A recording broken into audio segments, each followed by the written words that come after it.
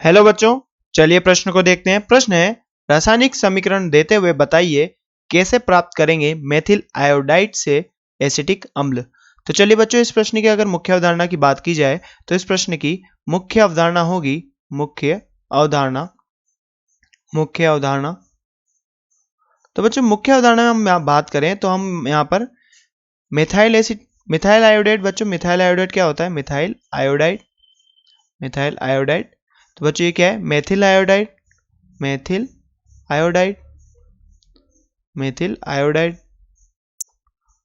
Iodide. तो बच्चों यहाँ पर मेथिल आयोडाइड हमें इससे बनाना है बच्चों यहाँ पर एसिटिक एसिड बच्चों, एसिटिक एसिड CH3COOH। तो बच्चों यहाँ पर हम सबसे पहले क्या करेंगे इसके साथ? सबसे पहले हम अभिक्रिया कराएंगे बच्चों यहाँ पर KCN की। तो बच्चों KCN की अभिक्रिया कराएंगे तो ये क्या होगी? नाभिक स्नेही प्रतिस्थापन अभिक्रिया, न्यूक्लियोफिलिक सब्स्टिट्यूशन रिएक्शन होगी, जिससे आयोडीन प्रतिस्थापित हो जाएगा। और बच्चों हम दूसरी अभिक्रिया कराएंगे इसकी अम्लीय माध्यम HCl या H2SO4 का अम्लीय माध्यम में बच्चों इसका हम कराएंगे जल अपघटन कराएंगे। तो चलिए बच्चों इसकी रासायनिक समीकरण देखते हैं, रासायनिक अभिक्रिया देखते हैं। यहाँ पर क्या होता है बच्चों? सबसे पहले CH3I मिथाइल आयोडाइड।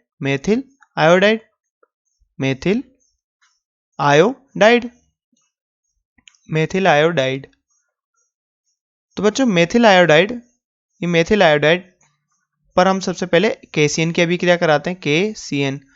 तो बच्चों यहाँ पर KCN में से CN- अलग होता है और यहाँ से K पॉजिटिव अलग होता है। तो बच्चों यहाँ पर क्या होता है? CN- को यहाँ से प्रतिस्थापित करके बच्चों यहाँ पर क्या बनाता है? यहाँ पर बनाता है CH3CN। तो बच्चों ये क्या है? मेथिल साइनाइड, या बच्चों हम इसे बोलेंगे एथेन नाइट्राइल साइनाइड, या तो बच्चों हम इसे बोलेंगे मेथिल नाइट्राइल। तो बच्चों जब हम इसका अम्लीय माध्यम में जल अपघटन कराते हैं, जल अपघटन। तो बच्चों यहाँ पर क्या प्राप्त होता है हमें? अम्लीय माध्यम से जल अपघटन कराने पर बच्चों हमें यहाँ पर प्राप्त होता है C एसिटिक अम्ल। ये क्या है बच्चों?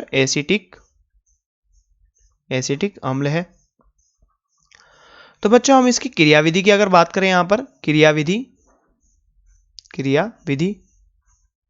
तो चलिए बच्चों इसकी क्रियाविधि देखें। तो बच्चों यहाँ पर क्या होता है? CH3 पे लगा है आयोडाइड। तो बच्चों इस आयोडाइड पे यहाँ KCN अलग होता है बच्चों, KCN। और इस KCN के अलग होने पर यहाँ पर बच्चों हमें क्या प्राप्त होता है? एक तो CN प्लस, यहाँ पर K प्लस और CN-। अब बच्चों CN- यहाँ पर क्या होता है? बंध ध्रुवित होता है यहाँ पर। अब यहाँ पर क्या होता है बच्चों? नाभिक स्नेह प्रतिस्थापन अभिक्रिया होता है। यहाँ पर ये नाभिक स्नेह आता है और ये आयोडीन को बाहर निकाल देता है। चूंकि हम जानते हैं बच्चों कि जो CN- होता है, CN- स्ट्रॉन्ग न्यूक्लियोफाइल है, प्रबल नाभिक स्नेही है, नाभिक स्नेही।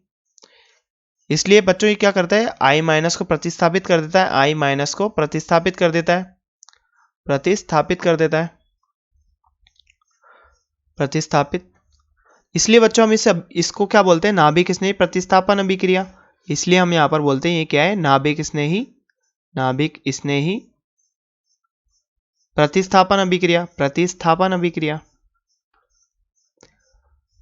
प्रतिस्थापन अभिक्रिया है ये बच्चों, नाभिक स्नेही प्रतिस्थापन अभिक्रिया है। चूंकि CN- प्रबल न्यूक्लियोफाइल यानी प्रबल नाभिक स्नेही होता है, तो बच्चों यहाँ पर क्या होता है? I- को प्रतिस्थापित करके यहाँ पर बच्चों CH3CN प्राप्त हो जाता है बच्चों, मेथिल साइनाइड प्राप्त हो जाता है। अब आगे बात करें बच्चों इसकी अम्लीय माध्यम में जल अपघटन की, तो अगर हम यहाँ पर बात करें CH3CN की, तो इसको जब बच्चों अम्लीय माध्यम में जल अपघटन कराते हैं तो यहाँ पर क्या होता है बच्चों? 3 जल के अणु उपयोग में आते हैं,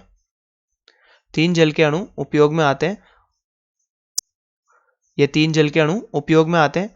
और बच्चों यहाँ पर क्या होता है? यहाँ पर अमोनिया का निष्कासन होता है, साइनाइड समूह से नाइट्रोजन और 3 जल से एक हाइड्रोजन का, और यहाँ से बच्चों अमोनिया का निष्कासन होता है।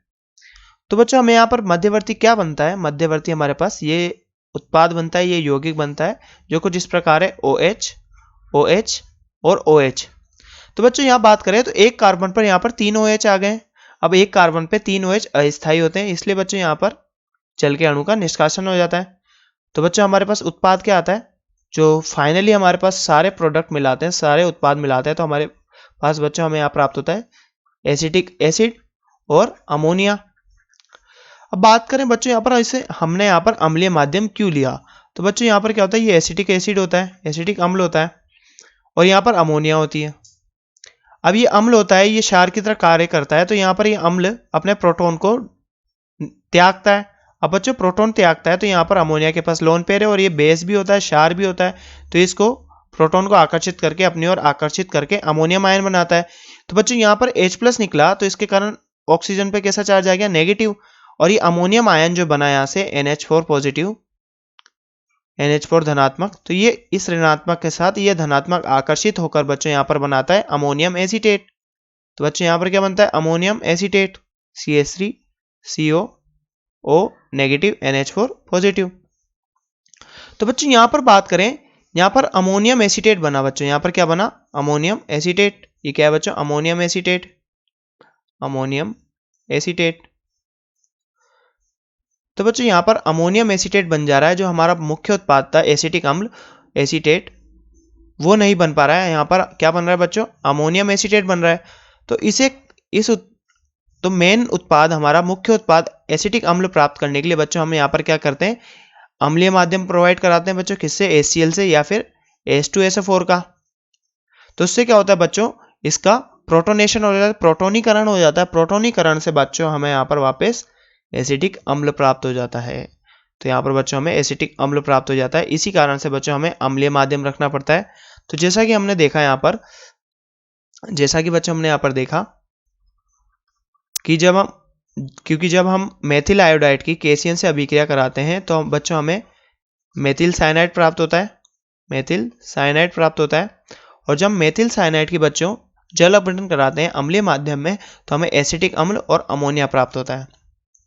तो ये आपस में अभिक्रिया ना करें, इसलिए बच्चों हमें यहाँ पर अम्लीय माध्यम रखना पड़ता है, जो नाइट्रोजन को NH3 को बैलेंस करके रखता है इसको, ताकि ये एसिटिक अम्ल के साथ अभिक्रिया ना करें।